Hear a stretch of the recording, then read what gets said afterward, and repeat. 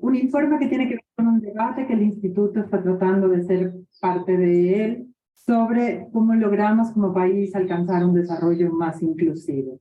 Un debate que está presente transversalmente en nuestros programas de posgrado y particularmente en nuestro Magíster de Desarrollo y Cooperación Internacional, donde intentamos abordar con los estudiantes y los profesores estos debates, así como en los distintos eventos que tenemos.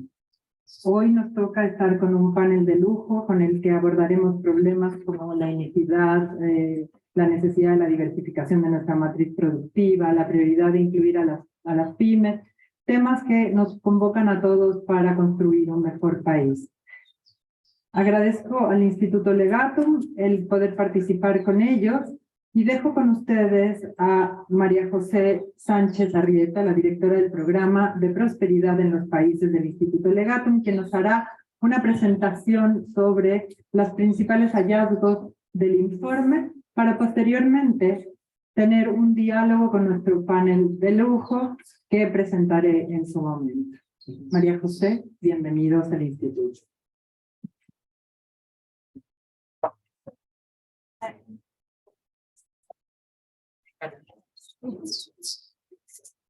Muchas gracias a todos, muy buen día. ¿Se está viendo la presentación?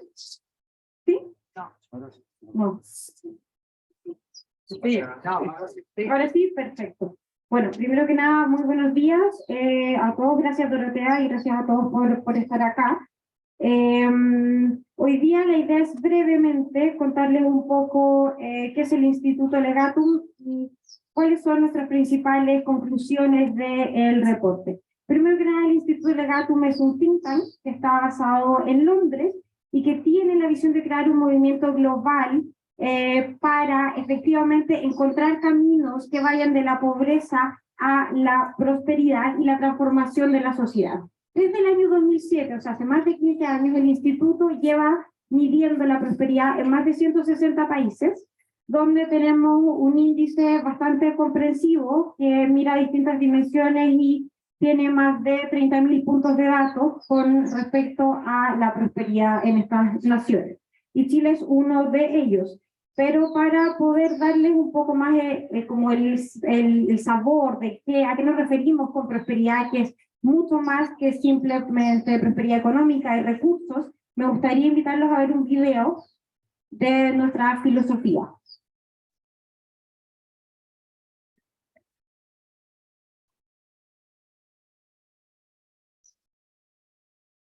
Prosperity is much more than mere wealth or economic growth.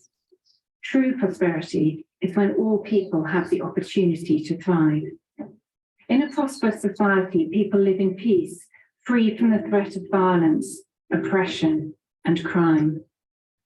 Everyone's inherent dignity is respected, and all are free to vote, to protest, and to follow their beliefs. Governing institutions in every sector act with truth and integrity and are subject to the rule of law. And there are stable families and supportive communities that instill the values that shape the culture and build the bonds of trust needed for society to flourish. Prosperity is driven by an open economy that harnesses ideas and talent to foster employment and productivity and create sustainable pathways out of poverty.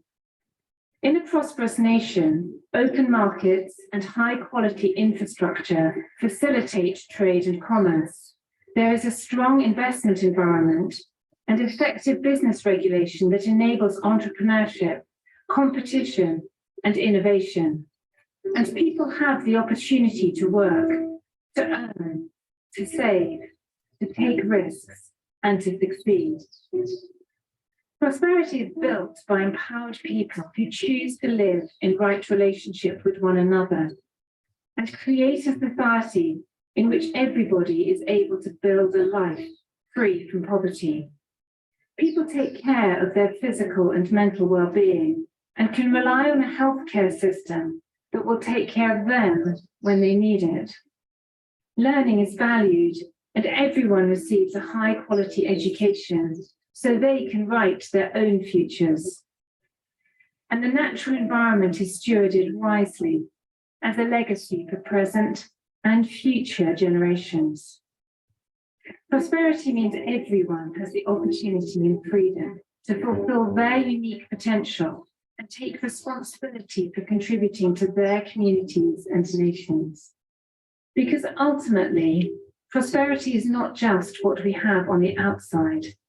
It is also about who we become on the inside.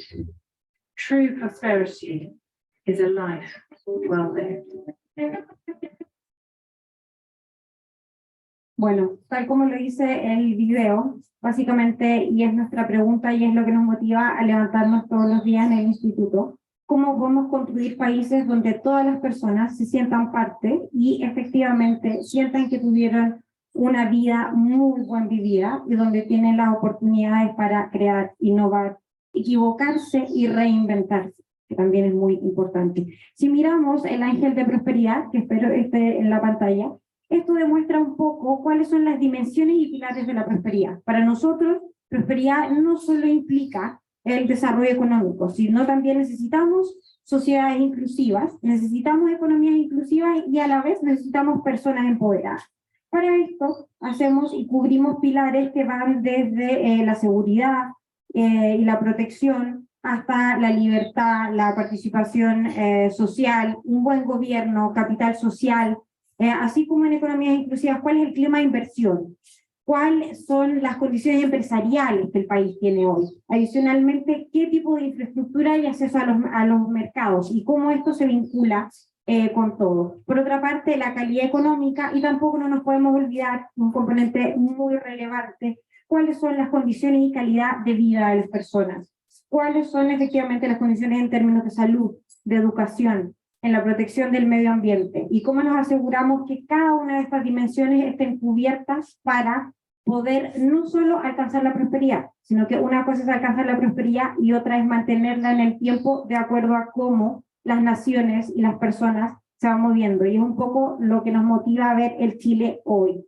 Entonces, si miramos el índice de prosperidad y dónde está Chile hoy día, nos damos cuenta que si bien dentro de los 167 países, Chile está bastante bien ubicado, está dentro de los primeros 40 posiciones, no se ha movido significativamente desde el 2011 al 2021, donde vemos que pasó del número 34 al 38. Sin embargo, hay dimensiones que son bastante preocupantes, sobre todo el tema de seguridad y adicionalmente temas vinculados con el capital social, donde hay harto por hacer. Y finalmente, en temas económicos tenemos algunas dimensiones y elementos que están muy buenos, pero que a la vez tenemos que mejorar y ver cómo efectivamente tomamos ese potencial y avanzamos hacia adelante. Entonces, espero que estén viendo que Chile ha tenido, bueno, primero que nada, antes de partir con qué es lo que tenemos que cambiar, cuáles son nuestros desafíos, es muy relevante decir que Chile ha tenido un avance significativo e innegable en los últimos 30 años. O sea, yo me veo joven, no soy tan joven, pero aún así me acuerdo cómo estudié y las distintas transformaciones, habiendo crecido en región, habiendo crecido en Tierra Amarilla, donde yo crecí con 4 canales de televisión, a hoy poder ver efectivamente el acceso y todo. Ahí finalmente vemos que hay transformaciones sustanciales. Por una parte, pasamos a una clase media pujante. Hubo una fuerte reducción de un casi 70% de la pobreza a un 11 al 2020. Por otra parte, un aumento significativo del PIB per cápita. Por otra parte, mayor acceso y cobertura educacional. Y además nos convertimos en uno de los líderes regionales en temas de desarrollo humano. Esto vino obviamente muy acompañado por una transformación económica, con una fuerte internacionalización, con la red de tratados internacionales más poderosa del mundo como país, llegando casi al 80% del PIB mundial. Y aparte de eso, tenemos una economía basada en exportaciones, se sofisticaron distintas industrias y nos convertimos en un polo atractivo de inversión. Esta transformación económica vino de la mano con una fuerte inversión en políticas sociales claves y asimismo en infraestructura clave. Y además tuvimos una transformación política e institucional. Nuestra democracia se consolidó, hubo avances, tal vez no como quisiéramos, en materia de descentralización, y asimismo hubo una tendencia a la profesionalización del Estado, que es uno de los estados más profesionales de la región, pero que tenemos desafíos por seguir ahí atacando. Y por último, hubo un fortalecimiento y creación de instituciones autónomas. Seguimos con un banco central independiente, tenemos avances sustanciales en temas de libre competencia, transparencia, acceso a la información, protección al consumidor y otros. Sin embargo, también tenemos desafíos. ¿Y cuáles son los de estos desafíos? Alguien me dijo, creo que fue el fundador de Social Lab, me dijo, no son desafíos, no son obstáculos, son oportunidades. Y aquí vemos por una parte que hoy, ¿qué pasa en Chile? Enfrentamos y vemos que tenemos problemas de estabilidad macroeconómica y sostenibilidad fiscal. ¿En qué sentido? En que estos están bajo presión debido a demandas sociales y shocks externos. Además de eso, tenemos unas proyecciones un poco negativas para el 2023 y se espera ya una reactivación económica lenta en 2024. Sin embargo, el crecimiento económico en Chile ha estado marcado por bajos niveles de productividad, al menos en las últimas 2 décadas. Además de eso, hemos tenido una creciente profundización del capital y las exportaciones están perdiendo su rol como principal motor económico desde su pic, que fue el 2007-2006, llegando a un 47% del PIB. Por otra parte, tenemos un entorno empresarial que se ha caracterizado por la concentración de oportunidades económicas en regularmente recursos naturales, y además tenemos una polarización empresarial, donde tenemos un número reducido de empresas que son las que capturan gran parte de las ventas y el mercado, mientras tenemos un gran número de micro, pequeñas y medianas empresas que día a día luchan por subsistir, y muchas de ellas con un ciclo de vida no mayor a 3 años. Aparte de eso, nos hemos caracterizado, si bien es un problema a nivel mundial, pero Chile particularmente tiene muy bajos niveles de confianza y cohesión social, que son preocupantes. Asimismo, tenemos que ver que la eficiencia y la eficacia del entorno normativo ha ido disminuyendo y decayendo a lo largo del tiempo, y los marcos institucionales se han vuelto más complejos. El mercado laboral sigue siendo caracterizado por trabajadores menos calificados y además en actividades de baja productividad y con una escasa, dentro de los últimos, en inversión en desarrollo, en investigación y desarrollo.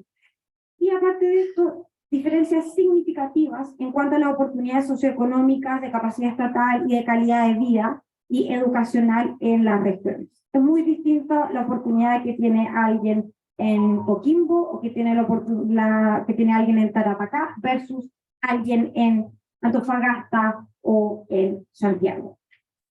Entonces, si miramos los aspectos claves para la transformación, ¿qué es lo que estamos tratando de decir en el reporte y qué es lo que nos mueve un poco?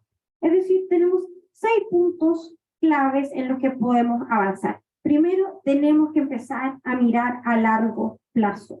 Tenemos que dejar de salir de la agenda chica un poco y empezar a hacer esta conciliación entre el corto plazo y las agendas de gobierno y poner sobre la mesa el Chile que queremos. ¿Cuál es el Chile en el que todos estamos de acuerdo que vamos a hacer el 2040, el 2050? Por otra parte, tenemos que empezar a pensar en un Estado eficiente y centrado en las personas, donde el Estado se ponga en los zapatos del emprendedor, se ponga en los zapatos del beneficiario y empiece a diseñar tal vez menos programas, pero mejor enfocados. Asimismo, hay que avanzar hacia una flexibilidad y adaptación normativa e institucional y un trabajo mancomunado entre el sector público, el sector privado y la academia, que muchas veces parecen estar un poco desconectados. Y aparte de eso, si queremos tener una economía inclusiva, tenemos que avanzar con un foco a las MIPYMES, cómo las incluimos en la cadena de valor. Y para esto, adicionalmente, necesitamos empezar a descentralizar las oportunidades en todo ámbito. Si miramos, tenemos en realidad 9 recomendaciones estratégicas, que voy a pasarlas muy rápido. Primero, tenemos que pensar en cómo vamos a consensuar. Ayer vimos un acuerdo constitucional. La Constitución son las reglas del juego. Pero por otra parte, ¿cuál es nuestra visión de país?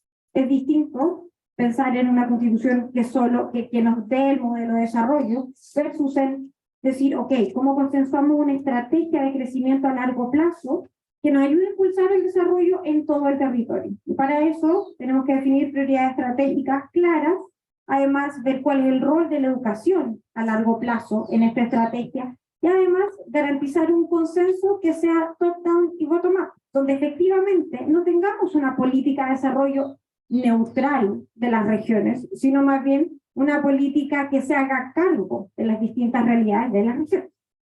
Asimismo, para esto es necesario fortalecer la capacidad del Estado mediante un cambio de mentalidad, donde el Estado se centre en los ciudadanos, los usuarios finales y los beneficiarios. Para eso necesitamos la profesionalización de la administración pública, donde empecemos a distinguir entre los funcionarios de Estado que nos permitan mantener memoria institucional y funcionarios de gobierno que permitan efectivamente impulsar las agendas de gobierno. Pues, por otra parte, fortalecer la coordinación institucional para la armonización de los programas y las políticas. Luego tenemos que pensar en una consolidación y coordinación del proceso de planificación en infraestructura que nos asegure una visión a largo plazo. Hoy día tenemos más de 35 planes activos, solo en ciertas áreas de infraestructura.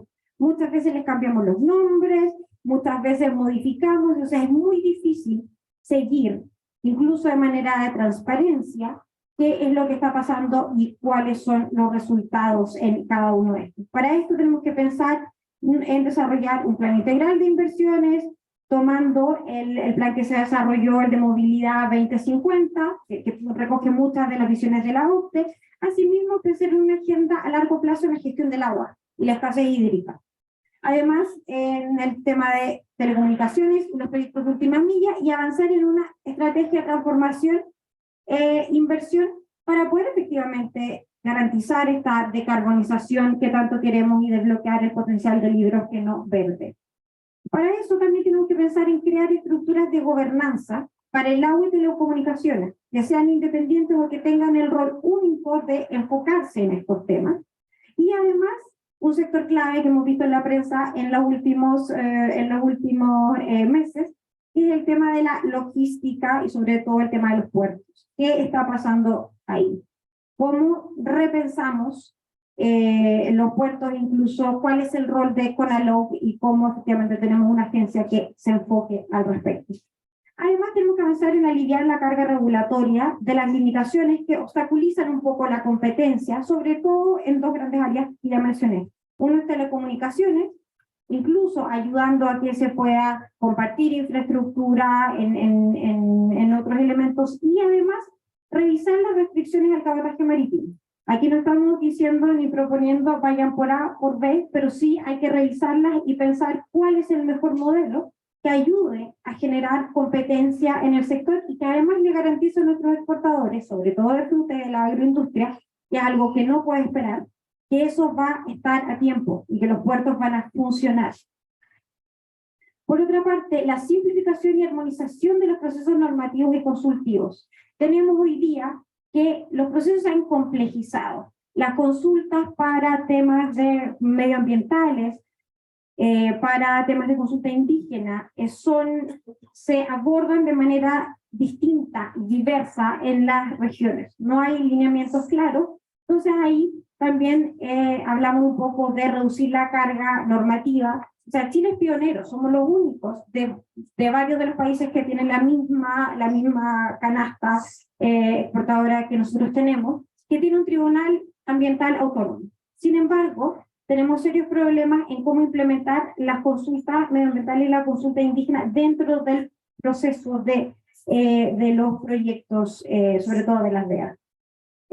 Además, tenemos que pensar en cómo revisar los conservadores de bienes raíces y su función, y además mejorar y modernizar las capacidades de los tribunales para traer mayor competitividad. Adicionalmente, priorizar un ecosistema empresarial próspero, y aquí es enfocarse en las pymes, en generar los incentivos a la formalización, que hoy no están tan claros, Por otra parte, pensar en mejorar los programas de formación técnica y universitarios, revisar la normativa laboral y los contratos de trabajo, pensando en la realidad de cada una de las industrias. Y por otra parte, una simplificación y armonización de los requerimientos, no tan solo para comenzar una empresa, sino para administrar y legalmente operar una MIPYME. Después, el acceso a oportuno de financiamiento. Una MIPYME, si bien puede tener todas las regulaciones, podemos tener efectivamente un marco y todos los incentivos, pero si no hay un acceso oportuno al financiamiento, y ese financiamiento simplemente es concursable o la oferta se ha reducido significativamente en los últimos años con respecto a microcréditos, una MIPYME no va a poder efectivamente innovar de la manera en la que se busca. Y por último, además, algo que está bien de cerca en el instituto es crear una estrategia orientada a utilizar este potencial inexplorado de los servicios de exportación. Las empresas en Chile, sobre todo las pequeñas y medianas, han avanzado bastante en términos de prestar servicios, pero aún así, si bien agregan mucho valor a las actuales exportaciones, la exportación de servicios de estas mismas es bastante menor. Entonces tenemos algunas recomendaciones al respecto, pero ahora para en realidad que escuchen un poco no solo de nuestra visión, sino de lo que los chilenos piensan, los invito a ver un video que estuvimos filmando las últimas 2 semanas con respecto a cuál es el Chile de hoy y cuál es el Chile que soñamos.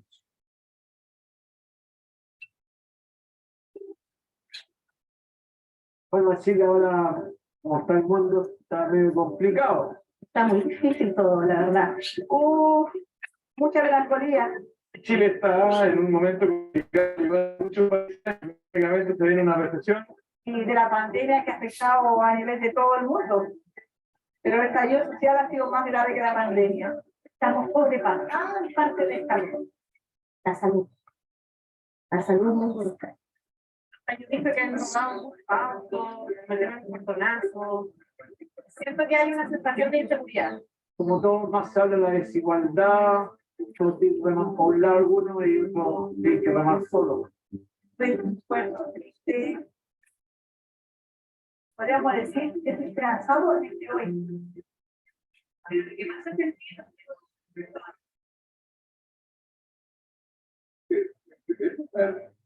Un sistema pendiente que es la Constitución. Eso social cambiar. Un Estado activo. No omnipotente ni mucho menos, pero una confluencia del sector privado y sector público.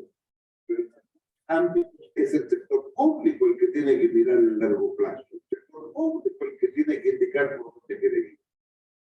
Y eso yo creo que es un rol del Estado, diciendo dónde están los focos, dónde están los acentos, cómo administramos los recursos, cómo los recaudamos. Pero las soluciones, a mi entender, vienen de los innovadores y de los emprendedores. Vivimos en un país de mucho talento, de muchas necesidades y que las soluciones son distribuidas. ¿Ya? Las soluciones no vienen del gobierno, no vienen de una o dos empresas particulares o de un gremio, sino las soluciones están en todos lados. Entonces, hay un cambio de focal. Tenemos que aprender a adaptarnos y no seguir con las ideas de ayer porque tenemos que trabajar el mundo de mañana. Pero es importante pasar de la protesta a la propuesta. O sea, dejar de alegar y empezar a hacer. O sea, si no te gusta algo, ¿qué vas a hacer? Creo que eso le falta a Chile y eso me gustaría que avance. O sea, estamos pasados bien con Chile. ¿Dónde está el Chile? Tú me preguntas cómo superar todo esto solamente con la actitud, con esfuerzo, con trabajo, seguir adelante y proyectarse un futuro que uno de repente piensa que está cerrado, pero no es así. Me encantaría que el futuro tenga esto, en que haya mucha participación ciudadana. O sea, yo siempre me imagino mi país próspero, o sea, tenemos una amplia variedad de paisajes, el turismo súper bien, en cuanto a economía vamos a ir surgiendo, y esta de que haya muchas distintas culturas también me gusta. Chile, donde los derechos sociales sean lo principal, donde la dignidad de las personas sea lo primero, tengamos una educación gratuita universal. A futuro te diría que Chile tiene un potencial tremendo, como siempre, de sus materias primas. Ya no es solo el cobre, va a ser el litio, como lo somos también con el vino, fruta, carne, lana. También vamos a ser un país de muchos servicios tecnológicos. Chile puede ser un ejemplo en materia de explicar que podemos crecer con el crecimiento, realmente reduciendo la emisión de gases de efecto invernadero. El sistema de transporte seguro, económico, con poca energía. Me imagino el norte siendo la transformación de la electromovilidad del mundo, por ejemplo. Me imagino el norte con agricultura en el desierto.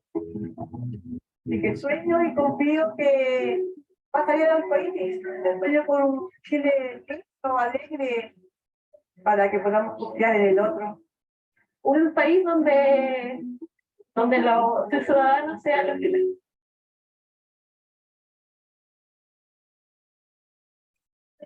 Nuestra bandera chilena siempre va a estar en alto.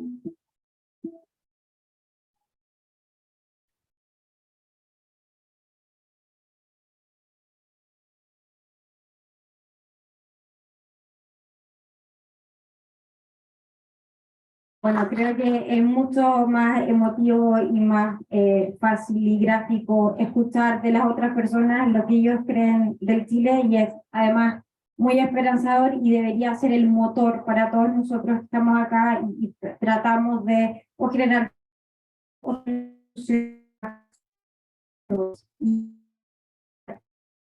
son los para cada una de esas personas efectivamente está esperando y cree que va a ser el Chile que va a pasar. Entonces, ¿cómo vemos el Chile del futuro? Y los quiero dejar simplemente con 4 ideas para cerrar. Uno, en que el Estado sea un facilitador del desarrollo con una mirada territorial, con un enfoque a largo plazo. Por otra parte, las entidades públicas que garanticen una adecuada memoria institucional y una adaptabilidad a las demandas sociales, moviéndonos fuera de la rigidez. Por otra parte, un enfoque tripartito, que acá yo veo el rol del sector público, sector privado y la academia, para no solo responder a las necesidades actuales, pero cómo generamos, cómo empoderamos, cómo educamos a las generaciones del futuro. Y por último, las pymes. Las pymes tienen que ser de nuevo el motor. ¿Cómo conectamos a las pymes con las grandes empresas y cómo las incluimos en la cadena de valor global? Para que efectivamente ese emprendedor de Puente Alto que vimos el fin de semana, o la emprendedora en Valparaíso, o los emprendedores en Atacama, que veo algunos acá, efectivamente están contribuyendo al desarrollo, están contribuyendo a repensar Chile. Entonces, ¿cómo desde cada una de las veredas hacemos eso? Bueno, eso es todo de mi parte. Ahora le dejo a Dorotea nuevamente la palabra.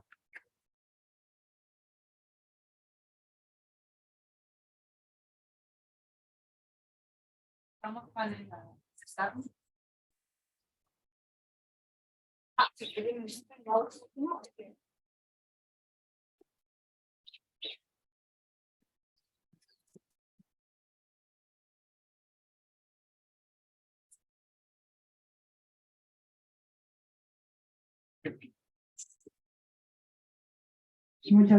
Muchas gracias por la presentación, María José, y por los videos.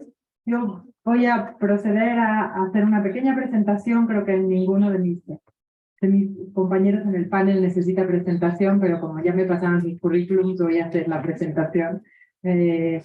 Tengo aquí a mi izquierda a Alfredo Moreno Chadmé, quien fuera 3 veces ministro de Relaciones Exteriores, ministro de Desarrollo Social y Familia y de Obras Públicas. Ha sido director de varias empresas y gremios y es miembro activo de ICARE y de la Fundación Teletón. Después está la profesora Alicia Froma, experta en política de comercio internacional, ha sido negociadora, ha formulado distintas políticas para el gobierno de Chile, es consultora de la CEPAL, ha sido directora de ProChile y con mucho orgullo digo que es docente del Instituto de Estudios Internacionales. Así que miembro además del Foro Permanente de Política Exterior y una querida amiga.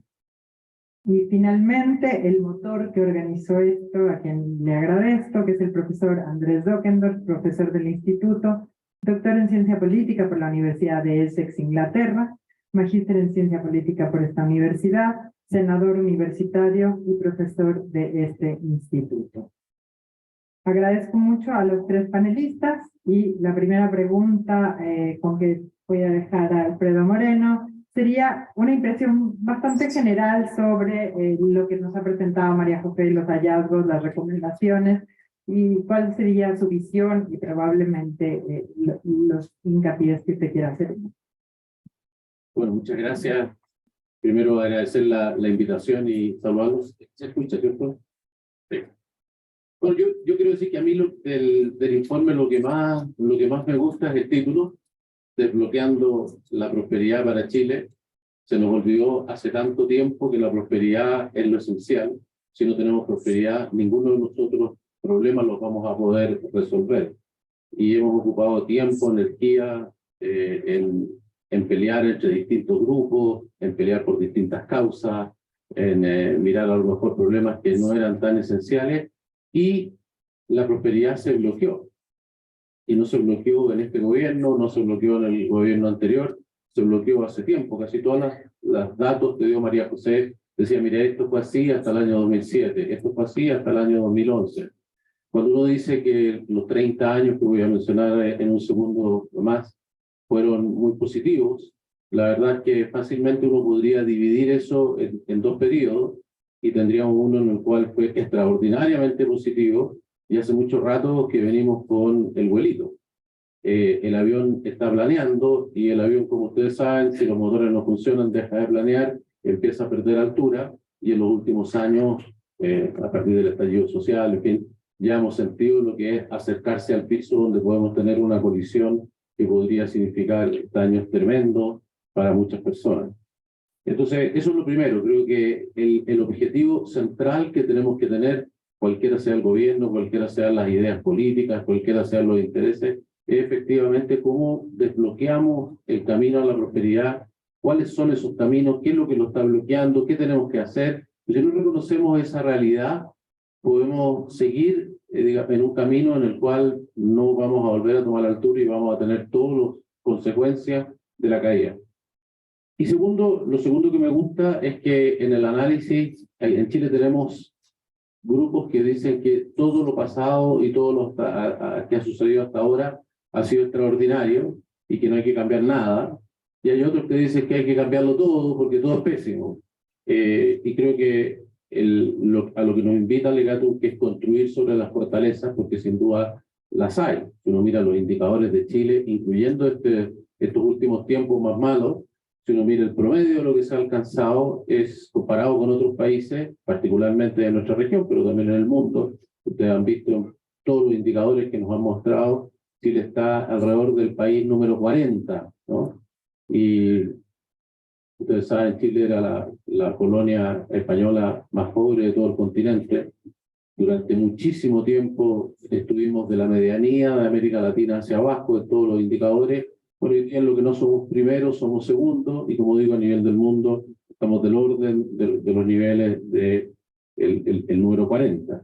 Pero también hay enormes debilidades. Pensar que todo se hizo bien, que no hay nada que arreglar, es no mirar a las personas que se han quedado atrás y tenemos problemas en el sistema educacional. Este año hemos tenido 50.000 alumnos que no han llegado a clases, pero tenemos muchos otros que hace mucho tiempo que no llegan.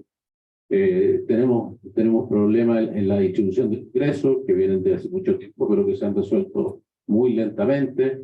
Tenemos grupos que están totalmente fuera de la sociedad, como la gente que vive en calle, por ejemplo. Yo fui ministro de Desarrollo Social, habían 12.000 personas en la calle hace 2 o 3 años atrás. Hoy día tenemos más de 21.000 personas que viven en la calle y ustedes lo pueden apreciar cuando salgan de aquí, vayan caminando por Providencia, o si bajan por la Alameda, van a ver que no hay ninguna plaza, bandejón o lugar donde no hay una carpa, un ruco, una persona que está viviendo lejos de su familia, solo y viviendo en las condiciones más miserables que uno pudiera considerar. Así que construir sobre las fortalezas y reconocer y superar las debilidades me parece que es el camino. Quiero hacer dos elementos adicionales. Uno, me parece que también hay una serie de invitaciones que yo resumiría en una cosa: recuperar el sentido de país, ¿no? Cuando nos dicen que tenemos que pasar de la polarización, que en Chile hoy día es enorme, a la colaboración. Cuando tenemos que considerar que Chile no es Santiago, sino que esto tiene que partir de las regiones, entre paréntesis, la innovación de los gobernadores, en mi opinión, yo le tenía bastante temor, creo que ha funcionado bastante bien hasta ahora, ¿no? Hasta ahora, en general, los gobernadores se han hecho cargo de su región y las regiones hoy día tienen más prestancia, más voz, y ir pensando en darles más atribuciones, creo que hoy día es un paso bastante razonable. Cuando se nos invita a mirar a estos grupos rezagados, y ya mencioné algunos, cuando se dice que el emprendimiento y las MIPYMES tienen que estar en el centro del desarrollo económico, yo diría, uno podría resumir todas estas cosas y otras en recuperar el sentido de país. Esto no es el beneficio que va a tener un grupo, una persona, una empresa, sino que la prosperidad, como se mostraba en el video, es cómo crecemos de manera tal de que todos tienen la oportunidad de también poder hacerlo. Y finalmente quiero solamente mencionar el tema de los desafíos. Y ahí creo que está muy presente en el informe el desafío de la educación. Le comentaba a Federico Errázuriz, que está en la SNA, que he tenido la oportunidad de estar con algunas personas que dirigen escuelas agrícolas, que los niños llegan a primero medio ahí. Y el problema que hoy día están observando es que esos niños no saben ni leer, ni saben escribir, no comprenden lo que leen, no saben matemáticas básicas, y por lo tanto esas escuelas lo que tienen que hacer es perder el primer año en poder recuperar eso. O sea, hoy día el nivel de conocimiento y la calidad de la educación no solamente no estar alineados con el sector productivo, que esto ya son conclusiones de la Comisión de Productividad, enseñamos cosas que después no sirven para mucho y no enseñamos las que sí necesitamos, eso es clarísimo que no está alineado. Pero incluso hoy día tenemos el problema que, uno, no llegan los alumnos a las escuelas en un número muy grande, y en segundo lugar, los que llegan a las escuelas aprenden muy poco. Y ahora tuvimos recién estas pruebas estandarizadas, y yo creo que van a mostrar una vez más que estamos muy mal, muy atrás en el mundo en materia de calidad educativa de nuestros alumnos, y que además la pandemia fue demoledora. Creo que los números van a mostrar esto con total claridad. Pero echo de menos algunas otras. El desafío de los adultos mayores, ¿no? Aquí tengo varios amigos que están sentados aquí. Bueno, todos nosotros pertenecemos a los adultos mayores, ¿no? Y Chile va a tener el 30% de su población o más mayor de 60 años muy pronto. Y Chile no está preparado para eso en absoluto. No tenemos nada que permita poder enfrentar ese cambio generacional. Todos los países en el mundo están envejeciendo, porque los jóvenes tienen pocos niños, porque la medicina avanzó, pero casi no hay ningún país en el mundo que se esté envejeciendo a la tasa que nos estamos envejeciendo nosotros. El cambio en todas partes, pero la velocidad del cambio aquí es muchísimo más alta, y nosotros, por ejemplo, ni siquiera nos preguntamos si hay que cambiar la edad de jubilación. ¿Qué persona de 60 años tendríamos que irnos varios de aquí? ¿No? ¿Estaría pensando en irse para su casa? Cuando nos sentimos que somos capaces de hacer un montón de cosas, y que sería una capacidad, llamémosle, productiva y de aporte, que el país de la cual no puede prescindir. Y de los adultos mayores, el 85% están en perfectas condiciones de hacer de todo, y no solamente eso, quieren hacerlo. Y no me refiero solo a trabajar, también quieren turistear, también quieren ayudar en fundaciones, quieren hacer cosas que el país no está preparado para. Y para el 15% que tiene problemas, el sistema de salud tampoco está preparado, no hay suficientes personas que quieran cuidar. Cualquiera de ustedes que tenga un adulto mayor con problemas, sabe los problemas que tiene para poderlo cuidar. Hay personas que tienen que perder prácticamente su vida para poder acompañarlo. Y eso requiere formar personas, formar sistemas, formar, digamos, instituciones que sean capaces de enfrentar eso. El segundo que no veo es la adaptación al cambio climático. Se menciona el agua, pero el problema del cambio climático en Chile es mucho más grave que el problema del agua. No es solo el problema del agua. El problema del agua, por supuesto, es crítico. Pero todo el mundo en Chile sigue hablando del problema de si vamos a emitir gases de efecto invernadero, Y es súper importante, ¿no? Yo no digo que no sea importante, pero Chile no va a mover la aguja en nada. Y Chile además, pues tenemos el 0,3% de los gases de efecto invernadero. Depende de China, Estados Unidos, de otros. Chile además tiene un estándar en esa materia y está tomando compromisos que son equivalentes a los mejores países desarrollados. Está avanzando en eso, pero rapidísimo, y me alegro mucho. Pero lo que sí en la parte de adaptación, COP27 reciente, ha sido el tema. ¿Cómo ayudamos a los países afectados? ¿Quién es uno de los que está en los primeros lugares? Chile. ¿Quién tiene que levantar el dedo? Nosotros. Nosotros tenemos problemas, desde ya por supuesto, igual que todos los países, con el aumento de la temperatura, lo estamos sufriendo hoy día. Tenemos problemas con el agua. Toda la zona central, donde vive el 80% de los chilenos, es una de las zonas en el mundo donde más se va a reducir el agua. Está subiendo el nivel del mar y todas las zonas costeras de Chile están siendo afectadas. Tenemos problemas en el norte donde está aumentando la lluvia, no disminuyendo, aumentando la lluvia, y tenemos riesgos de aluviones en todas las principales ciudades que tenemos construidas en el norte, porque todas están construidas al final de las quebradas que han sido secas y que ahora no van a ser secas, no van a ser secas, y no va a pasar mucho tiempo donde vamos a tener un evento de esto. Estamos construyendo las defensas, pero no sé si las estamos construyendo con toda la celeridad, las capacidades de los riesgos que esto implica. El problema de la adaptación, además, significa cambiar la vida. Cuando en un lugar hace más calor y hay menos agua, toda la actividad económica cambia. Ya no se puede hacer la misma agricultura. ¿Qué van a hacer en la Araucanía? En la Araucanía, donde todo el mundo pone trigo, pone raps, y ahora hay que poner viña, hay que poner frutales. ¿Y de dónde va a salir el financiamiento? ¿De dónde va a salir la cultura para hacer ese cambio? Este problema de la adaptación es muchísimo más allá del tema del agua. Y el tercer y último tema es que Chile se encuentra frente a oportunidades que no es solamente decir, oiga, hagamos en conjunto un plan de desarrollo de largo plazo, que podría estar en cualquier informe, en este también lo está. Chile tiene una característica fundamental. Chile ha tenido salitre, y fuimos ricos hasta que lo perdimos y hubo salitre sintético. Tuvimos cobre y hemos vivido el cobre después de eso durante mucho tiempo. Pero hoy día tenemos la posibilidad de tres cosas.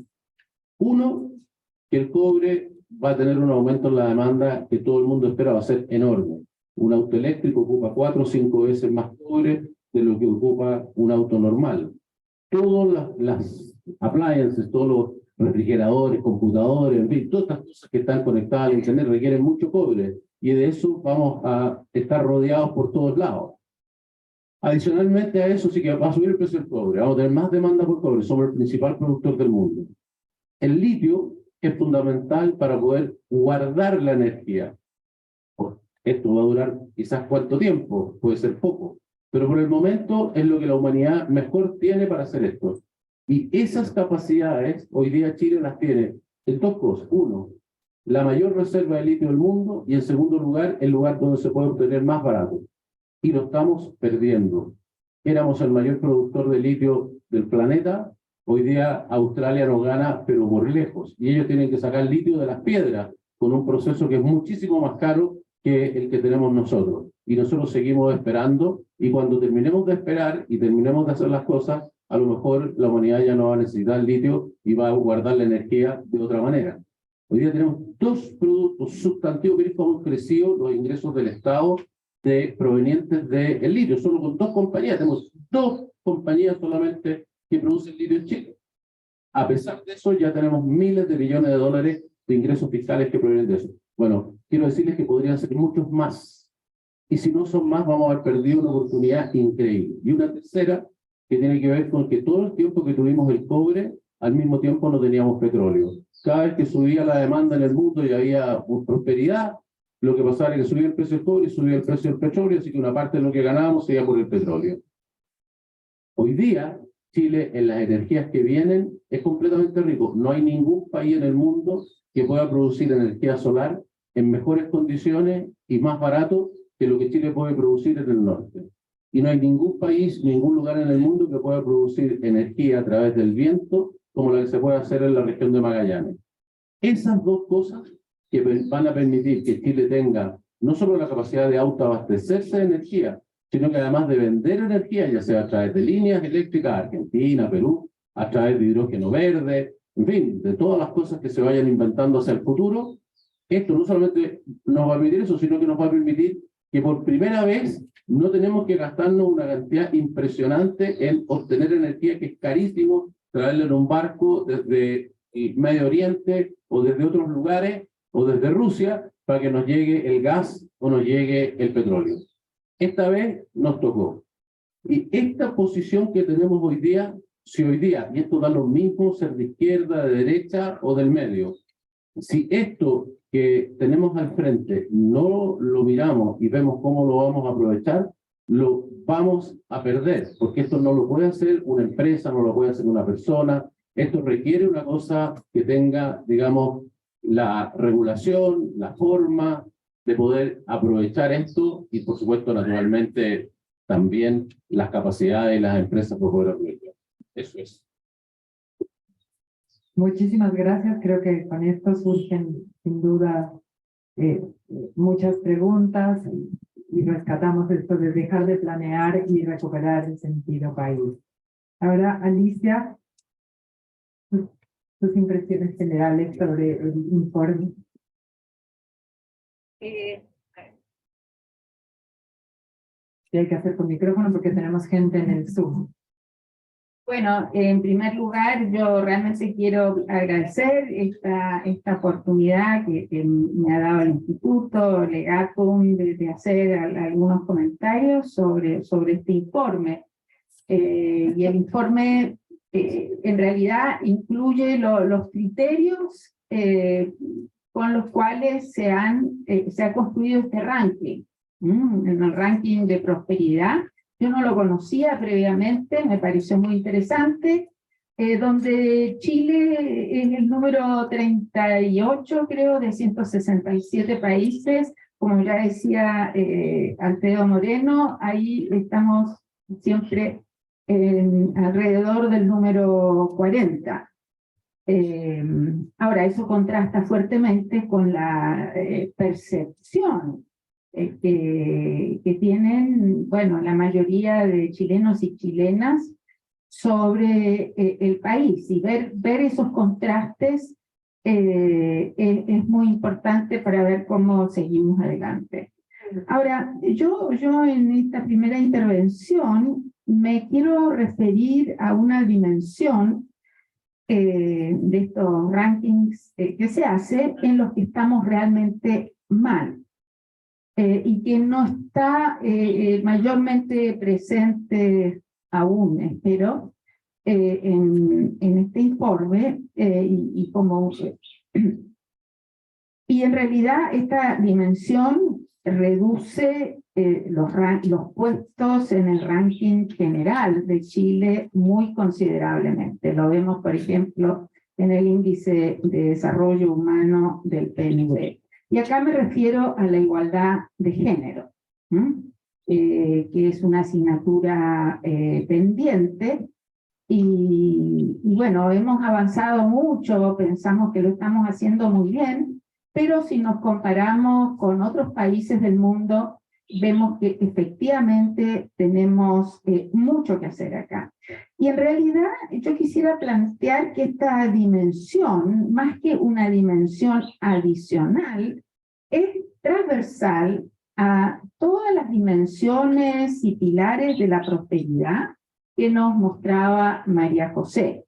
Es decir, las dimensiones para las sociedades inclusivas, para las economías inclusivas, para las personas empoderadas. Es decir, y yo realmente quisiera invitarlos a ver la centralidad de esas brechas de desigualdad. Y en ese sentido, plantear que en Chile, a partir de 1990, la incorporación de las mujeres a la fuerza de trabajo fue un factor principal en la reducción de la pobreza. Escuchamos hablar de esta realmente transformación muy exitosa que ha tenido Chile en términos de reducción de la pobreza, que nos permitió que desde casi el 50% de la población bajo la línea de pobreza en el momento de la transición democrática, se llegara a menos del 10% 30 años después. Y ahí el aporte de la participación laboral de las mujeres fue fundamental. La diferencia la hace realmente la mayor presencia de las mujeres en la fuerza laboral, y por cierto esto incide también en el bienestar de los niños y en general la cohesión de las familias. Sin embargo, en todo este tiempo, aunque la pobreza se redujo sustantivamente, la desigualdad entre hombres y mujeres se mantuvo. Y bueno, esta desigualdad, además de sus costos en términos de justicia social, de dignidad, de derechos humanos, ha frenado el crecimiento económico y también la reducción de la pobreza. Hemos llegado ahí a una cierta meseta e incluso hemos visto que en la pandemia, dado que las mujeres fueron especialmente afectadas por las consecuencias sociales, económicas del COVID, esta tasa, esta desigualdad se ha acentuado. Según el BID, eliminar las desigualdades de género podría aumentar el PIB de Chile en casi el 20%. Yo creo que al pensar en la prosperidad futura del país, tenemos que tener muy en cuenta esta variable. Ahora, las brechas de género en la participación y en las oportunidades económicas son en realidad el núcleo duro de la desigualdad. Como ya dije, la pandemia ha profundizado esta brecha de igualdad. Según el Foro Económico Mundial, a nivel global, esta brecha tomaría 268 años de cerrarse al ritmo actual de cambios. Es realmente abrumador, porque ni nuestras hijas, ni nietas, ni bisnietas, ni tataranietas lograrían vivir en una sociedad de una mayor igualdad. Necesitamos acá acelerar los cambios y buscar una transformación real. Ahora, en este ámbito, y me refería recién a las cifras globales, el desempeño de Chile es muy malo. Chile está en el puesto 70 de 156 países en el ranking general de brechas de género del Foro Económico Mundial. En el puesto 70 en el ranking general. Pero en el ranking específico de brecha de participación y oportunidades económicas está en el puesto 113 de 156 países. Y en el ranking de brecha salarial por trabajo similar, Chile está en el puesto 124. Vemos acá que tenemos un problema serio. Ahora, sabemos que inciden en estas brechas los obstáculos al acceso a los recursos, la marginación financiera, la brecha digital, sobre todo también los roles de género en la economía del cuidado y el trabajo no remunerado. Esta es una importante asignatura pendiente en este país. Ahora, pensamos que políticas públicas inclusivas y paritarias, muy importante, un sistema nacional de cuidados, que afortunadamente está en el programa de este gobierno, ojalá se logre concretar, también un régimen previsional más equitativo, pueden acelerar el cierre de esta brecha. Ahora, creemos que es fundamental es también un sistema educacional que promueva cambios culturales que permitan erradicar la discriminación y las desigualdades de género. Bueno, finalmente, reiterar que la igualdad de género está al centro de la prosperidad, ¿no?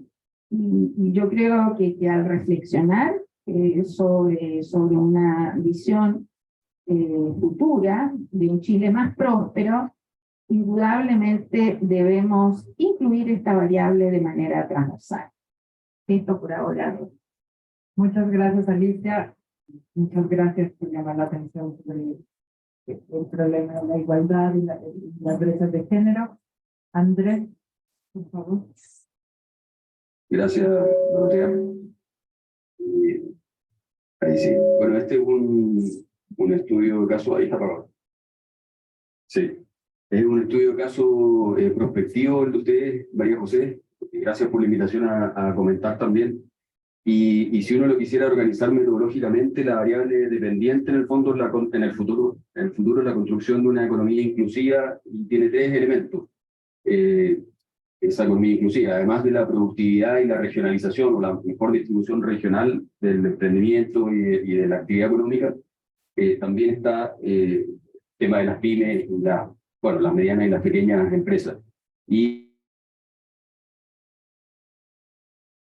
construir capacidad estatal y transformar el modelo político es lo que va a permitir llegar a ese estado final deseado que ustedes proyectan en el trabajo. Y después identifican dos barreras. Hay una que me parece muy interesante, la voy a mencionar solamente, que es esta polarización de los negocios, o polarización económica, por así decirlo, una alta concentración, y si uno lo quiere, digamos, una distribución de muchas pequeñas y medianas empresas con poca participación en la economía. Y después está el problema del modelo político o el bloqueo político que alude al título del trabajo de ustedes y que tiene que ver con el fortalecer la capacidad estatal. Y esto de la capacidad estatal es un tema interesante y poco trabajado. La ciencia política ahora se ha ido trabajando en este concepto de estatalidad hace algunos años. Y la capacidad estatal como concepto, Albert Hirschman a principios de los 70 hablaba de la capacidad estatal y la definía como la expertise en el gobierno y además la existencia o la consolidación de un consenso en torno al modelo de desarrollo. Y eso es algo interesante que el reporte revela y algo que está en disputa actualmente. Aquí hay harta gente ligada a la política exterior activamente y otros que han sido embajadores o que tienen puestos directivos y lo saben. La política exterior y el modelo de desarrollo fue algo bastante consensuado en algún momento y ese consenso parece haberse ido debilitando por diversas razones que no vamos a tener tiempo de explayarnos acá.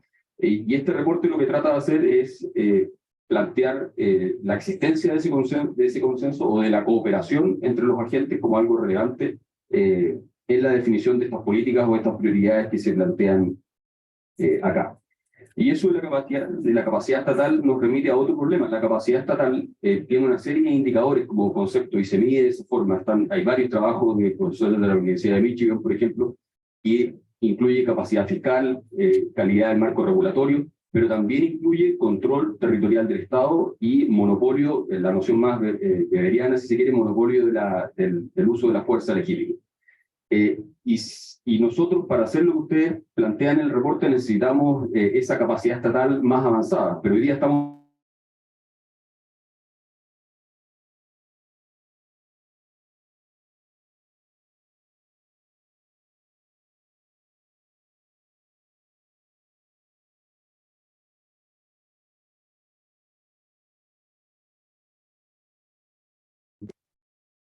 en el orden público, entre otras materias, y también avanzar en este segundo nivel de capacidad estatal, como mencionaba Alicia, y como también se refería el exministro Moreno. Y para terminar y seguir con la ronda, porque voy a hablar bien poco, esto de la capacidad estatal se refiere a otra cosa que me parece muy interesante, que al leer el texto también lo vinculé. Y es esto del dilema de los políticos. Ustedes mencionan en la presentación y en el texto la necesidad de fortalecer o de generar incentivos para que los agentes políticos estén pensando en el largo plazo, es decir, estén implementando políticas cuyos réditos van a volver en un plazo mucho más largo del calendario electoral en el fondo. Y hoy día estamos en esto que Bárbara Hayes denominaba como el dilema de los políticos están atrapados, quienes tienen que tomar estas decisiones respecto a los temas que estamos viendo en la presentación de ustedes y que están en el reporte, están atrapados en el corto plazo. Los incentivos que tienen son para tomar decisiones cuyos payoff en el fondo son de corto plazo. Este tipo de políticas van a entregar beneficios colectivos en el largo plazo, todas ellas, ¿no es cierto?, se pueden conversar y discutir, pero el rédito electoral no queda claro. Y ese dilema de los políticos es una cosa a tener en consideración hoy día, cómo implementar políticas de largo plazo cuando no hay incentivos para la cooperación en torno a eso. Así que yo me voy a quedar acá para después en otra ronda. Si les parece, nos vamos a ir al público, porque nosotros teníamos otras preguntas, pero la verdad es que con el tiempo, se nos viene ya el tiempo encima. El ex canciller además está presente en la reunión de ex cancilleres, así que no sé si alguien del público quisiera hacer una pregunta. Adelante. No sé, ahí tenemos. Gracias. En primer lugar, felicitarlos por el informe, por el espíritu del informe, el comentario que he recibido. Creo que es un elemento refrescante del diálogo chileno y creo que yo quisiera solamente mencionar 3 puntos que creo que apuntan a moverse en la filosofía del informe. Uno, yo creo que tenemos que afinar una convergencia en la comprensión de lo que sucede. Creo que sigue habiendo un déficit de diagnóstico compartido.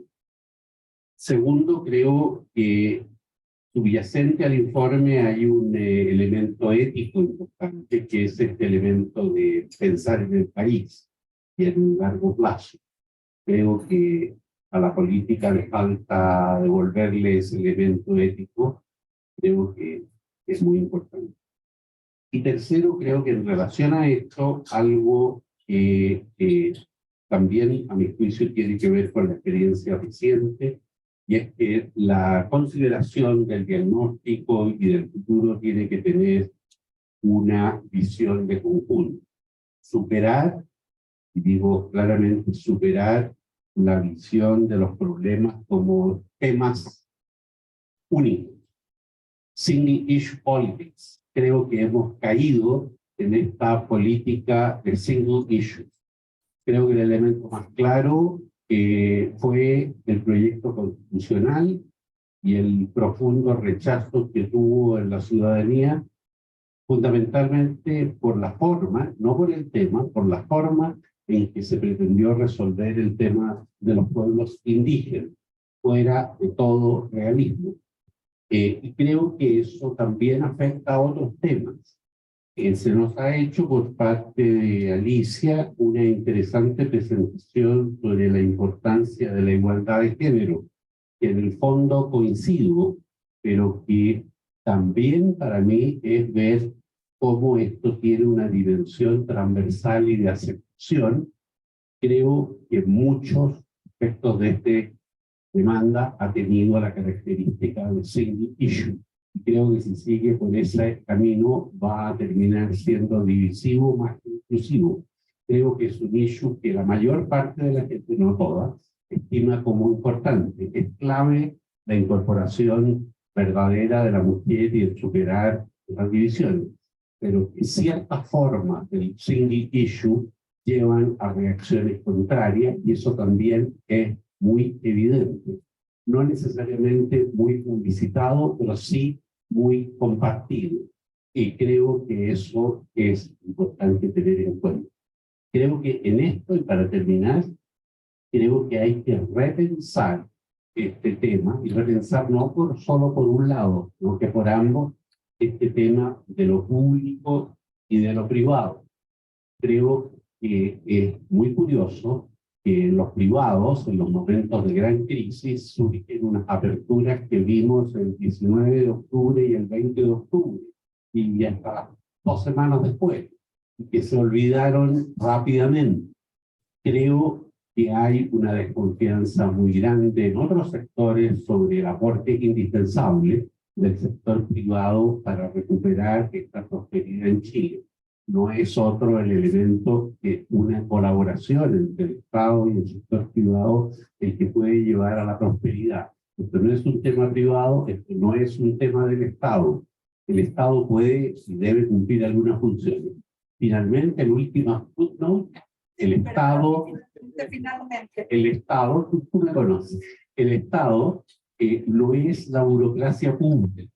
Vivimos, y voy a decir algo así duro, vivimos al alero de la última ley de Pinochet defendida a muerte por los sindicatos, que es la inamovilidad del sector público, elemento fundamental que ningún político se atreve a reconocer ni a actuar. Vivimos en la inamovilidad total y con personas, en este caso al revés de lo que ocurre en el país, de 80 años no haciendo nada en un Estado, pero nadie puede sacarlo. Hemos vivido la irracionalidad del dictado de Augusto Pinochet y la derecha que lo apoyó en el Estado, que nadie se ha atrevido a cambiar, ni la Concertación, ni la nueva mayoría, ni Piñera, ni el nuevo gobierno. Nadie ha hablado de la inmovilidad. ¿Por qué? Porque hay una confusión entre el Estado y un aparato estatal ágil e importante, sólido, no inflado. En fin, creo que todos estos temas están y pueden verse desde esta perspectiva de desbloquear la prosperidad. Gracias. Gracias. ¿Podría pasar para atrás el micrófono al embajador Fernando Ayala? Hola, muchas gracias. Yo quisiera hacer una pregunta concreta. Yo quisiera hacer una pregunta concreta al exministro Moreno, que él conoce el Estado, tres carteras, lo ha hecho clientes, los conocimientos públicos, etc. Cada gobierno que llega hace, por ejemplo, un estudio sobre la necesidad de hacer una reforma. Desde el año 90, cada gobierno más o menos ha presentado al término de su gobierno una propuesta de medidas para reformar el Estado, mejorar el Estado. En su opinión, ¿en qué toca que las cosas finalmente no se hacen? Porque cada gobierno llega y dice, vamos a poner una mesa de trabajo. Vamos a poner una mesa de trabajo porque este tema, los diagnósticos están bastante conocidos. Y eso sucede que no podemos tener esa capacidad de mirar hacia adelante y implementar, comenzar a hacer reformas que la gente, que el país necesita. Lo primero con un ejemplo. Yo me tocó vivir en los años 80 en Corea del Sur. La capital está a 40, 50 kilómetros de la zona demilitarizada con un enemigo que ya todos sabemos cómo es. Corea se puso planes de desarrollo a largo plazo. Lo cumplió. Yo diría que parece increíble. Corea Corea de los años 60 era un país más pobre que Chile, destrozado por la guerra, sin recursos naturales en la parte sur del país. Pero hoy día, no solamente que es un país desarrollado económico, sino que culturalmente, tan hegemónico en esa parte del Asia, ¿no?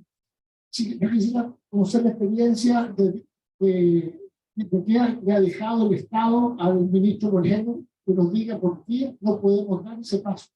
¿Qué tocamos pues, en la misión de poder realmente dar un paso adelante? Gracias. Embajador Holguín, si le pido que sea así como pregunta, porque tenemos... Sí, en la misma línea, en realidad es una pregunta que ¿por qué obsta de que no podamos hacer una planificación estratégica a largo plazo? ¿Por qué en la misma línea?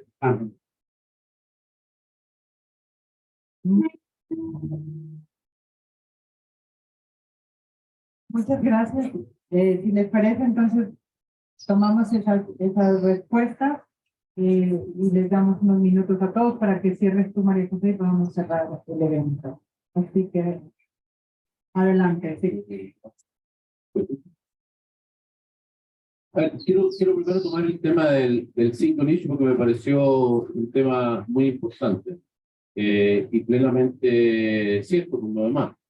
Si uno lo mira en un aspecto más general, la historia de Chile desde que se creó como Estado, era un Estado que se veía muy frágil frente a sus vecinos. Aquí hay muchos de relaciones exteriores, así que van a entender lo que digo. ¿no? Siempre preocupados de que nos podían atacar los del lado. De hecho, tuvimos alguna guerra y otras cuasi guerras, preocupados de nuestros límites fronterizos. Hasta el día de hoy estamos fijados en eso, ¿no? Es muy importante. Y luego de eso ganamos territorio, pero siempre pensábamos que ese territorio quizás no lo íbamos a poder mantener. Y lo que hicimos fue crear un Estado unitario que fuera absolutamente homogéneo, ¿no? Voy a dar unos ejemplos que me gustan a mí, porque a mí me gustan los caballos, el rodeo. El rodeo es igual en Arica, donde no hay un solo animal, y el tipo está vestido de guaso, donde no hay ningún guaso, andan todos vestidos de, como se dicen, los aymaras o los viaguitas. Hay rodeo en la zona central, que es lo más natural, pero hay rodeo también en Río Verde, en Magallanes. Y en Río Verde hay que vestirse de guaso exactamente igual, y con el viento que hay ahí, el sombrero puede terminar en la Antártica. Y además hace tanto frío que es imposible estar adentro de la media luna, así que construyen un galpón al lado donde los que no están corriendo están ahí con una fogatita, porque si no se morirían, y solo ingresan los que van a correr y luego vuelven, pues si no morirían congelados. Pero Chile dijo, vamos a hacer todo esto igual. Todo se hace con una canción nacional, todo con una banda militar, porque la idea era que todos fuéramos, digamos, siendo un país tan diverso, el país más largo del mundo después de Rusia, con todo tipo de culturas completamente diferentes, porque los climas son diferentes, porque los orígenes étnicos son diferentes. Sin embargo, teníamos que ser iguales porque teníamos que formar esto. Yo pienso que hoy día estamos, digamos, frente a una situación en la cual estos single issues que tú mencionas, o pongámosle de otra manera, no de problemática, sino que de la diversidad, ha aparecido. La diversidad ya no se puede, digamos, tapar. Tenemos el caso de las mujeres que viven pensionadas Alicia, pero tenemos también el caso de las personas de distintos géneros, tenemos el caso del problema indígena, ¿no? ¿Quién iba a pensar en un país que tiene tan pocos indígenas, como 10% de la población, que íbamos a tener, digamos, dificultades en la isla de Pascua, tenemos dificultades, por supuesto, en el caso de los mapuches, ¿sí? Y que iba a empezar a ver personas que decían, oiga, yo seré chileno, pero tengo una particularidad. Y que las regiones empezaran a decir, oiga, está lleno de comentarios sobre esto en el informe, que las regiones empezaran a decir, oiga, Santiago no es Chile, déjeme a mí decir qué es lo que yo necesito para Concepción, o qué queremos hacer en Puerto Montt. No me lo venga a decir un señor que está en el Ministerio de Obras Públicas de Santiago. Pregúnteme a mí, déjeme a mí decidir esto, ¿no? Y hay que ver qué decide cada uno. Pero la estructura de la cosa centralizada, homogénea, todo iguales, hoy día no funciona. Pero eso no quita que tenemos que tener un país que esté unido en la diversidad. O sea, lo que hemos experimentado en el último tiempo es que esas funciones llevan a que podrían llevar al país a un país separado completamente, incluso que fueran varios países, con suma facilidad. Hoy día, si ustedes quieren ir a la isla de Pascua, no pueden ir por más de 30 días. Por más de 30 días, aunque sean chilenos, no pueden vivir ahí, necesitan un acuerdo del Consejo Anciano, ¿no? Ellos deciden cuánta gente puede vivir. En fin, la aspiración de los líderes más duros, digamos, mapuche, es esa misma, es decir, este territorio es mío. Si se hubiera aprobado la nueva constitución, la propuesta, y afortunadamente por esto está en una forma tan clara y masiva, pero lo que se pretendía era que hubieran distintos territorios, distintas regiones, distintas territorialidades indígenas, que cada uno de ellas tenía autonomía. Entonces, de alguna manera expresan un problema. Ahora, pues, la solución no es buena, es mala, pero el problema existe. El problema existe de personas que quisieran tener una relevancia distinta dentro del todo. Entonces, ¿cómo construimos un país diverso pero unido? Me parece a mí que es el desafío que tenemos hoy día. Y no es obvia la respuesta, porque la respuesta que hemos tenido hacia atrás, hacia adelante, no sirve, no es igual. Hay cosas que hay que mantener y hay cosas que hay que cambiar. Relativo al tema del Estado, bueno, yo creo que el problema tiene que ver con lo que se mencionaba, un ejemplo en la ley de inamovilidad. El sector público es extraordinariamente poderoso políticamente. Y cada vez que hay alguien en el gobierno, los que están afuera están a favor de ese poder, entre comillas, público, ¿no es cierto?, que son los empleados públicos, y donde los cambios son muy difíciles. ¿Por qué? Porque hay gente, efectivamente, que está ahí, que solo transcurren los años, pero pueden no hacer. No tenemos el caso de Argentina, ¿no?, que es mucho más allá, pero tenemos embriones de eso en muchas partes. Tenemos gente de altísima edad, de baja productividad, así como mayores que pueden ser muy buenos, pero el que quiere perseverar sin hacer nada lo puede hacer sin ningún problema. Y de hecho no se puede mover. Las normas, además, el Estado se ha protegido en base a las contratas, en base a los honorarios. Hoy día nadie contrata a alguien de planta, pero la Contraloría acaba de cambiar la norma, y entonces hoy día la gente, digamos, de planta debe ser 25%. Pero la Contraloría acaba de cambiar la norma y dice que los de contrata, una vez que están 2 años, son iguales que si estuviera ahí. O sea, uno tendría que tener las personas menos de 2 años, porque si no, el tipo tiene continuidad para toda la vida. Y ahora los honorarios, resulta que los honorarios también son asimilables a la contrata. O sea que, en resumen, los sistemas de defensa contra eso son muy difíciles. Ahora, no es fácil la solución tampoco, porque tampoco puede ser que es precisamente lo que plantea el informe, que el que llega al gobierno lo pueda echar a todos. Entonces, tiene que haber una protección, tiene que haber funcionarios que no pueden ser removidos porque sí, pero tampoco puede ser que no puedan ser removidos de ninguna manera. Entonces, ¿cuál es el equilibrio de eso? El equilibrio, en el caso de las empresas privadas, está en el Código del Trabajo. Usted lo quiere remover, o tiene que darle una causal, si no tiene que pagarle, si no tiene causal, tiene que pagarle más, en fin, lo puede sacar, pero le cuesta. ¿Cuál es la condición en el caso del Estado? Si lo hacemos por plata, bueno, como la plata no es del presidente ni de los ministros, y la plata es de otros, les da lo mismo gastarla y a lo mejor igual lo van a sacar. Entonces, ¿cuál es el equilibrio? No es fácil, ningún país lo ha resuelto perfectamente.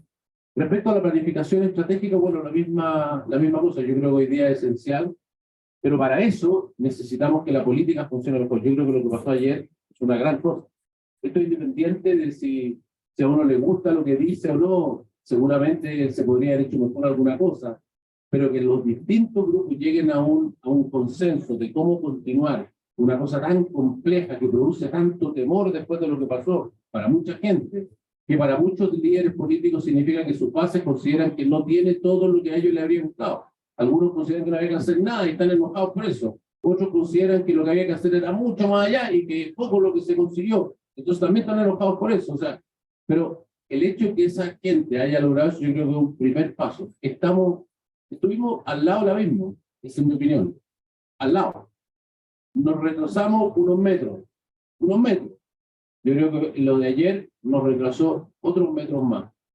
Y creo que puede ser el reinicio. O sea, hacer lo que el informe propone en muchos campos requiere la colaboración, requiere el trabajo en conjunto, requiere que la lógica de la disputa política no lleve al punto de que seamos enemigos absolutos. Y yo creo que eso existe las capacidades del sistema político chileno todavía de lograr eso. Yo tuve, por ejemplo, antes de irme me tocó hacer todo lo que era el código de agua. El código de agua era una cosa que era imposible. Unos pensaban blanco y otros pensaban negro. Unos decían que era todo el Estado y que nada, y que tenía que darse. Si otros decían, oye, no, yo tengo derecho a propiedad, no lo quitan. Llegamos a un acuerdo prácticamente unánime. Se cambió el código de agua entero. Fue promulgado por el presidente Boris, porque nosotros no alcanzamos a aprobarlo, pero no a promulgarlo. Dijo que era el cambio más extraordinario. Y nadie discute sobre el nuevo código de agua. O sea que estuvimos 11 años. Y en un año, haciéndolo en otra manera, se llegó a un acuerdo sin ningún problema, con acuerdo de todos, sin nadie que estuviera en contra. En ningún punto. El código de agua tiene 140 artículos, una ley monstruosa. O sea, se puede, yo creo que sí se puede. Hay mucha gente de buena voluntad que tiene ideas diferentes, pero que en las grandes cosas tiene la capacidad de ponerse de acuerdo. Yo creo que hemos visto muchos ejemplos de lo contrario de lo que estoy diciendo. Creo que ayer vimos un ejemplo de eso. Esto es independiente, insisto, no estoy diciendo que todo sea perfecto. Puede haber alguna cosa que se pueda hacer mejor, pero la capacidad de haber podido llegar a ese acuerdo para que esto no terminara en un camino sin salida, que habría sido, en mi opinión, nefasto para Chile, nos pone de nuevo en la senda, y creo que tenemos la oportunidad de tener una nueva constitución con un tremendo apoyo que no va a ser del gusto total de nadie, pero que va a ser aceptable y razonable para la inmensa mayoría.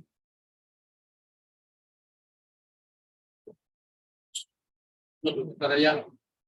Pero...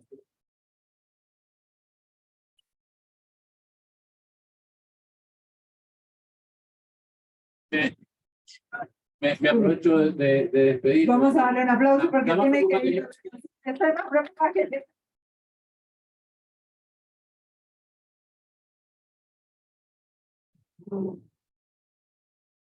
Muy bien, entonces, profesora Froman, le damos la palabra y para que se vea mi cultura chilena, a la Guaite, Andrés Dockendorf, por favor, y extensión del rodeo. Así que, adelante. Creo que está bien el día. Bueno, ha estado muy entretenido. Yo también me quería referir al tema del single issue. Bueno, yo tengo claro que en el debate político de los últimos años, este tema de la igualdad de género ha sido una y otra vez reiterado, no por eso realmente modificado.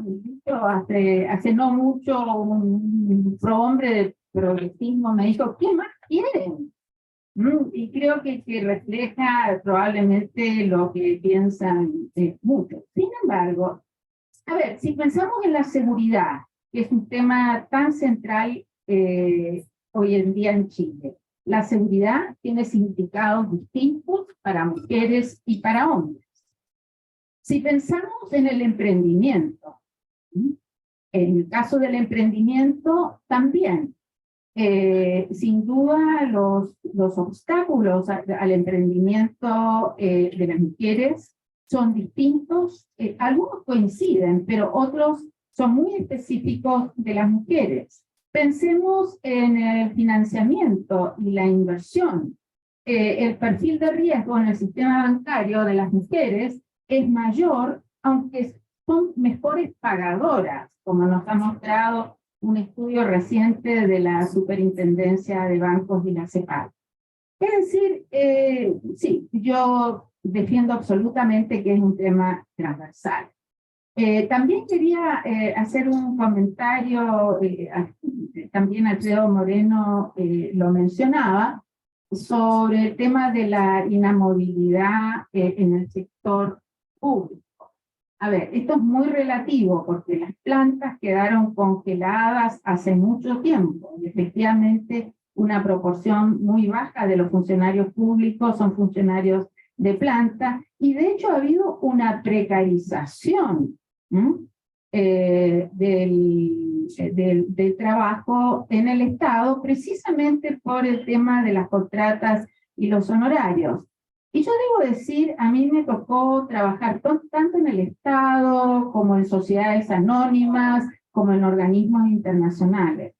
Y el nivel de compromiso, también eficiencia que encontré entre mis colegas del sector público fue sin duda bastante mayor del que encontré en el sector privado y en organismos internacionales.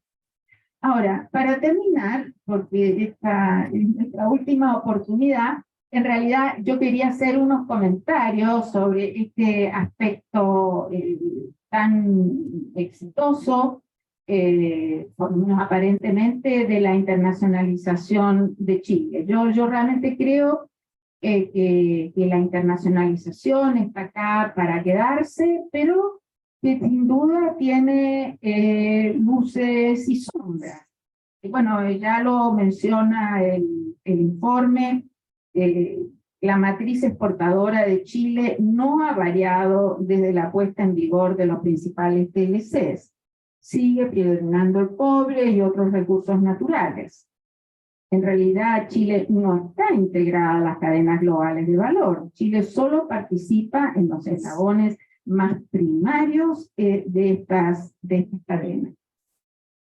Por otra parte, aunque el comercio exterior equivale a una parte significativa del PIB, la densidad exportadora en Chile es muy baja. Me refiero acá no a los montos exportados, sino al número de empresas que exportan, al número de productos que exportamos. De hecho, según los datos de aduana y de ProChile, en el año 2020 se exportaron menos empresas y se exportaron menos productos que el año 2003. Y eso, en 2003, bueno, posterior al 2003, entran en vigor todos los grandes TLCs. Es decir, y mientras tanto, el valor FOB de las exportaciones no cobre, sin embargo, se triplicó. Tenemos acá un fenómeno de concentración económica muy, muy importante. Y que, por supuesto, afecta sobre todo a las medianas y pequeñas empresas que quieren exportar y que se ven desincentivadas por muchas cosas. Por ejemplo, el tipo de cambio, ¿no? Es algo que desincentiva la exportación, porque francamente con un tipo de cambio bajo, que es algo que también ocurre porque somos tan vulnerables a los precios internacionales de las materias primas, bueno, con un tipo de cambio bajo, en realidad las pequeñas y medianas empresas prefieren apuntar al mercado externo. Porque con el modelo actual, la economía de Chile baila al ritmo del precio de los commodities y del dinamismo de la economía china. Hemos sido afortunados, eso ha ido por un camino positivo en décadas más recientes. De eso dependen los montos de las ventas al exterior, las variaciones, cuando vemos cómo han subido las exportaciones, estas variaciones corresponden más al efecto precios que a volúmenes realmente exportados. Bueno, vemos también las inversiones, básicamente van al sector de recursos naturales, porque es ahí donde pueden estar los mejores precios. También, ya lo mencionaba, el tipo de cambio, el ingreso fiscal y la ampliación de las acciones del Estado. Todas esas dimensiones, en realidad, no las controlamos, ¿no? En la actual estructura económica. Y de hecho, el margen para hacer política económica es realmente escaso.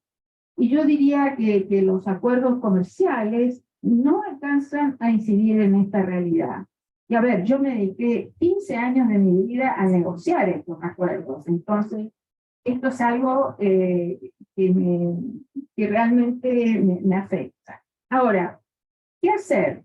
Yo creo que debemos usar los acuerdos y hacerlos funcionales a una nueva estrategia de desarrollo sostenible e inclusivo.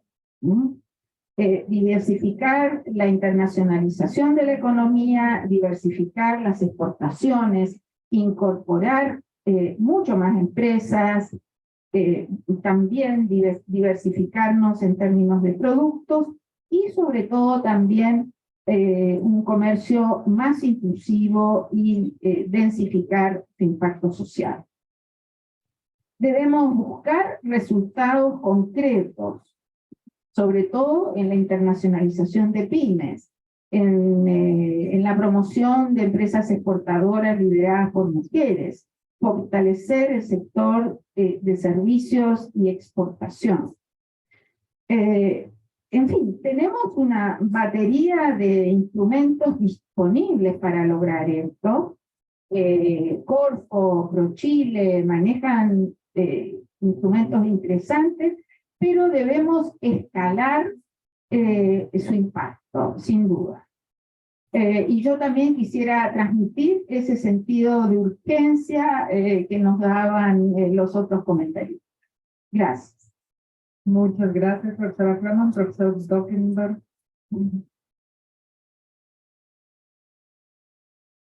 Ser muy breve para que después puedan pasar a hidratarse, porque me imagino el calor. Respecto a lo que señalaban, a las reformas a las que apuntaban los embajadores Portales, Ayala y Holguín, y algo que está subyacente también en lo que identifica con agudeza este reporte, es la necesidad de tener incentivos para la cooperación que garanticen acuerdos intertemporales, que se mantengan en el tiempo. Y la literatura económica y politológica identifica cosas como que afectan esa posibilidad de cooperación o que se genere la cooperación y se mantengan ese tipo de reformas en el tiempo, como el número de actores con capacidad de veto, por ejemplo. Y ahí hay un tema relacionado con el sistema electoral. no necesariamente constitucional. De hecho, la propuesta de constitución que se rechazó no incluía un cambio al sistema electoral, a muchas otras cosas, pero no al sistema electoral con el que se cogen los parlamentarios. Y hay un tema que, repito, no necesariamente es constitucional, pero que sí afecta que los agentes políticos puedan cooperar y garantizar esos acuerdos.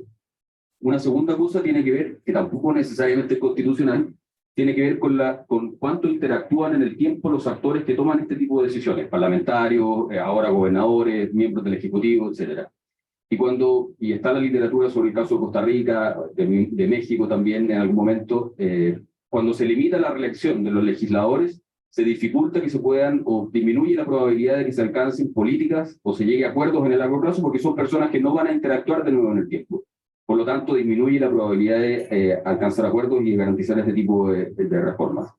Y por último, está el tema de exogenizar de la toma de decisión política algunas cosas, como la política monetaria, por ejemplo. Ahí tiene que ver con la autonomía del Banco Central y otros debates que sí se dieron en el proyecto constitucional. Sobre ese punto, y solo para terminar, dentro de las constituciones, y acá hay algunos cientistas políticos también, está Pato por ahí, dentro de las constituciones hay cierto tipo de incentivos, como el poder de veto, la iniciativa exclusiva, entre otros, que afectan la capacidad de los actores de ponerse de acuerdo, que son incentivos que fomentan la cooperación o el conflicto. A veces no es tan blanco y negro, pero sí lo pueden afectar. Y ahí hay una discusión sobre la actual constitución, o la constitución vigente, y también hubo un debate bastante fuerte sobre ese tipo de puntos, sobre ese tipo de incentivos a la cooperación en el proyecto constitucional que se rechazó. Pero me quedo ahí. Muchas gracias, profesor Nockendorf. Creo que sin duda además nos quedan muchos temas. Veo a Megan y pienso en la migración, el narcotráfico, la integración de la región. Entonces, voy a agradecerle a María José que haya abierto estos espacios, dejarle las últimas palabras y luego invitarlos a seguir discutiendo esto en un brunch y seguirlo discutiendo largamente y a leer y a bajar el informe de donde María José nos cuente que puede estar disponible. Bueno, primero que todo, muchas gracias a los panelistas y también quien se fue. Muchas gracias por los comentarios. Yo estoy completamente de acuerdo que hay dimensiones que lamentablemente no pudimos incluir y espero que en una nueva versión se incluyan y son fundamentales. De hecho, el reporte tenía más capítulos y ya llevaba 120 páginas, entonces optamos por decidir dejar algunos lamentablemente fuera.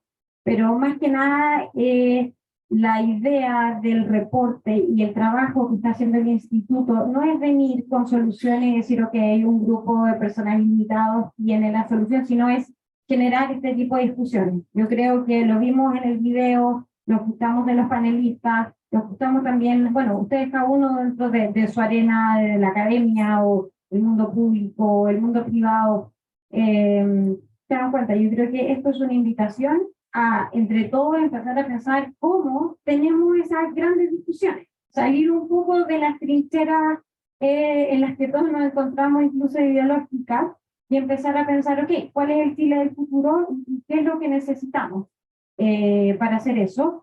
Nosotros les vamos a enviar el reporte, tienen un resumen ejecutivo ahí, pero les vamos a estar enviando el reporte en físico y en digital, y les agradezco mucho y espero que en realidad esto los motive a seguir discutiendo, que nos motive a todos a seguir trabajando juntos para poder responderle a todos los chilenos y a más personas que nos dieron su opinión y efectivamente construir el Chile que todos somos.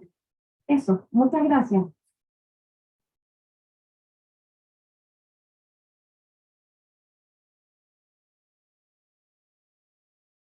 Estaba tan rico el living. Sí.